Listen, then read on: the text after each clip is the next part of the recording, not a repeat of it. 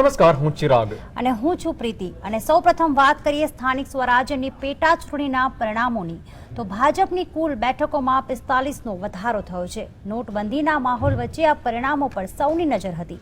જો કે પરિણામો કોંગ્રેસ માટે આંચકાજનક રહ્યા છે। કોંગ્રેસ તેની પાસે રહેલી પાલિકા, તાલુકા અને જિલ્લા પંચાયતની વિવિધ 52 બેઠકોનું ધોવાણ થઈને માત્ર 17 બેઠકો જ જાળવી શક્યું છે।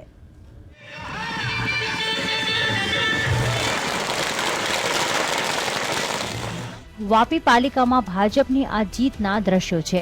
અહીં કોંગ્રેસનો ભાજપે સફાયો બોલાવી દીધો છે। અહીંની પાલિકાની 44 બેઠકોમાંથી 41 બેઠકો પર ભગવો લહેરાવ્યો છે, તો કોંગ્રેસ માત્ર 3 બેઠકો પર સમેટાઈને રહી ગયું છે।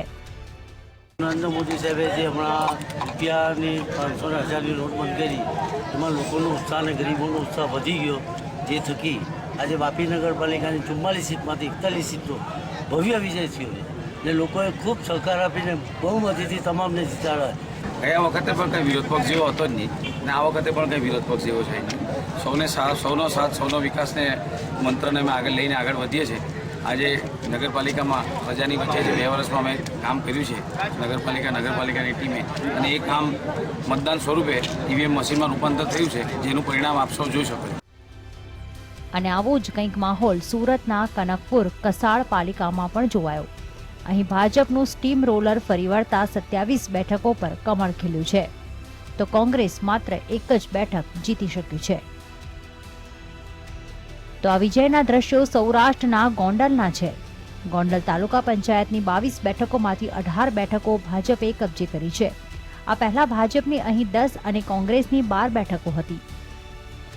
ગોંડલની આ જીતની ઉજવણીની અસર રાજકોટમાં પણ વર્તાઈ। અહીં ભાજપે આતશબાજી અને મીઠાઈ વહેંચીને જીતનો જલસો કર્યો હતો। બાય ઇલેક્શનમાં પણ જે જગ્યાએ કોંગ્રેસ પોતે જીતતી હતી, જે જગ્યાએ કોંગ્રેસની સીટ હતી, એ સીટ પણ કોંગ્રેસ હારી ગઈ છે। હવે કોંગ્રેસે પણ વિચારવાનું છે કે જો બાય ઇલેક્શનમાં પણ જો કોંગ્રેસને લોકો જકારો આપતા હોય તો આવનારી 2017માં પણ ભારતીય જનતા પાર્ટીનો વિજય નિશ્ચિત છે। આ પ્રજાએ બતાવી દીધું।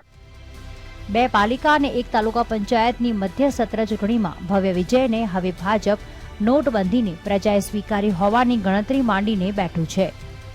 Bureau report, GSTV।